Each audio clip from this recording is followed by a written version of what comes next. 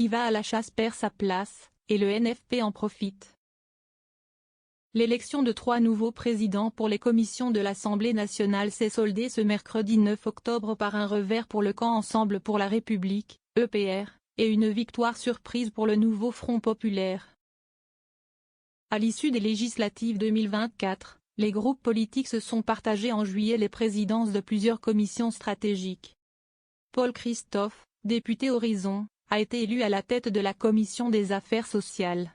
Antoine Armand, député EPR, à celle des affaires économiques et Jean-Noël Barrot, MoDem, aux affaires étrangères. Problème, à l'automne, les 3 ont intégré le gouvernement Barnier, laissant donc leur place vacante. Ce mercredi 9 octobre, les députés membres des commissions ont donc dû choisir leur remplaçant. Les tractations avaient commencé bien avant. Ces dernières semaines, plusieurs récits de presse ont relaté des tensions entre le groupe droite républicaine, Dr. de Laurent Wauquiez et le groupe EPR de Gabriel Attal. En cause, la remise en cause d'un accord conclu à l'été et qui avait permis aux macronistes et alliés de s'assurer 3 présidences sur 8, avec la bénédiction de la droite. MoDem et Horizon conservent une présidence, Gage tacle LFI. Mais 3 mois plus tard, Laurent Wauquiez a vu plus gros. Le chef de file Docteur a exigé une présidence de commission au même titre que ses nouveaux alliés du socle commun gouvernemental. Et a laissé planer la menace de présenter 3 candidats face à ceux de la Macronie, pour leur barrer la route. Finalement, Docteur a présenté 2 candidats.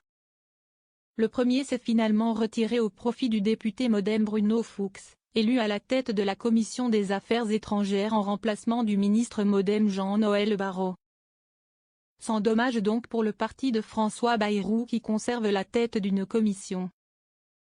La commission des affaires sociales est aussi restée dans le giron du parti Horizon d'Édouard Philippe, avec l'élection de Frédéric Valletoux en remplacement de Paul Christophe.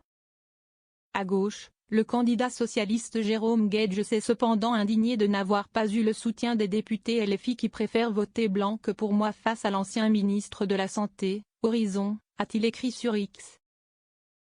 Les relations entre le député PS et la France insoumise sont à couteau tiré depuis le 7 octobre 2023. Gage ayant vertement critiqué la position de Jean-Luc Mélenchon et son mouvement après l'attaque du Hamas contre Israël.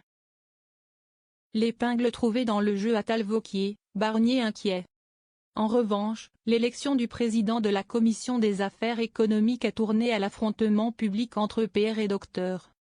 Au moins 4 candidats étaient en lice, le député EPR Stéphane Travert, l'insoumise Aurélie Trouvé, le RN Frédéric Flacon et le docteur Julien Daive. Après 2 tours infructueux, le député Julien Daive va finalement retirer sa candidature pour le 3e. De quoi assurer un report de voix en direction du candidat EPR? Pas vraiment. Ce qui avait été acté hier en réunion de groupe, c'était de maintenir la candidature de Daive jusqu'au bout. Donc de facto de ne pas voter pour EPR, a fait savoir l'entourage de Laurent Wauquiez à France Info. Le socle commun c'est le soutien au gouvernement. Pour le reste il n'y a de socle que lorsqu'il y a une entente. EPR n'a pas voulu s'entendre, voilà la conséquence, ajoute-t-on de même source. Résultat, au 3e tour, la plupart des élus Docteur se sont abstenus et a voté pour l'insoumise Aurélie Trouvé selon une déclaration de Julien Daive à la presse à l'issue du vote. Aurélie Trouvé a donc été élue avec 27 voix, devant le candidat macroniste Stéphane Travert, 25 voix, et le candidat RN Frédéric Falcon, 14 voix. La France insoumise exulte, mais du côté d'Ensemble pour la République, c'est la douche froide. Dans un message à son groupe parlementaire, Gabriel Attal a déploré que le groupe de Laurent Wauquiez ait fait le choix de favoriser l'élection de l'insoumise Aurélie Trouvé au détriment de notre collègue Stéphane Travert. Je suis, comme chacune et chacun d'entre vous, révolté et profondément désolé pour Stéphane, pour l'Assemblée nationale et pour le pays, a déclaré l'ancien Premier ministre. Avec le vote des Républicains ce matin en commission des affaires économiques, je n'ai aucun état d'âme à voter la prochaine motion de censure qui sera déposée.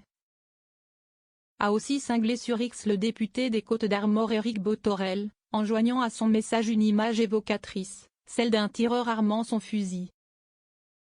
Preuve que l'affaire n'est pas anodine, le chef du gouvernement Michel Barnier s'en est lui-même ému. Le Premier ministre a fait part de sa préoccupation concernant la solidarité des différentes entités du socle qui n'a pas été au rendez-vous.